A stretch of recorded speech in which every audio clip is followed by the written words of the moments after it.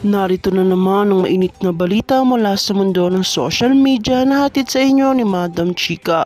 Isang matinding isyong muling umabot sa limelight ng politika ng bansa ngayong linggo. Ayon sa mga naglalabas ng ulat, isang controversial na aligasyon na pumapalibot sa kasalukuyang House Speaker na si Martin Romualdez na di umunoy kasangkot sa isang matinding isyu na pagtataksil laban kay dating Pangulong Rodrigo Duterte. Ang isyong ito ay nagbigay ng bagong tensyon sa pagitan ng mga kilalang personalidad sa gobyerno. Ang mga impormanteng nagsasabing ang mga pagkilos ni Romualdez sa may kaugnayan sa mga hindi pagkakasunduan sa mga patakaran at desisyon ng nakarang administrasyon. Ayon sa mga salaysay, mayroong umanong mga lihim na pagkakausap si Romualdez at ilang mga politiko na may layunin na labanan ng mga naisin ni Duterte at mga legacy ng nakaraang administrasyon. Isang mahalagang tanong ang lumitaw, pinapatapos na ba ni Martin Romualdez sa mga plano ng dating Pangulo?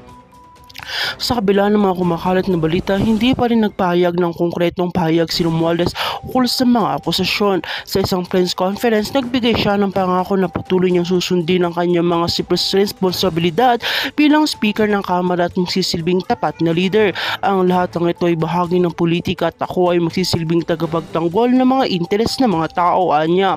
Ngunit hindi maiwasang itanong ng marami kung may mas malalim na dahilan sa likod ng mga pagkilos nito. Samantala, ilang mga mababatas sa mga taga-suporta ng Duterte administrasyon nagsasabing may mga indikasyon na pagtataksil mula kay Romualdez ng dating akalyado ni Duterte. Ayon sa kanila, ang ilang mga hakbang na pinapakita ni Romualdez ay tila hindi naayon sa mga adhikain ng nakarang administrasyon at sa mga pangako ni Duterte sa mga mamamayan. Matapos ang lahat ng suporta ni Pangulong Duterte sa kanya, bakit ngayon ay tila siya ng una ng lumalaban? Makikita nga sa mga kaganapang ito ang patuloy na pag-igting ng hidwaan sa politika ng bansa. May mga nag-iisip na ito ay resulta ng mga pagtatangka ng ilang mga grupo na pabagsakin ang mga legacy ni Duterte, kabilang na mga isyu ng ekonomiya laban sa droga at reforma sa gobyerno. Ayon sa mga eksperto, ang mga ganitong kontrobersya ay hindi lamang nakakaapekto sa mga personalidad, kundi pati na rin sa mga plano ng gobyerno sa tiwala ng mga tao sa kanilang mga leader. Ngunit anuman ang mga ligasyon at pagsubok na ito, mananatiling matibay ang suporta ni Duterte mula sa kanyang mga taga-suporta na umaasa na makakamtan pa rin ang mga layunin para sa bayan. Bilang mamamayan, tanging ang interes ng bayan ang dapat maghari.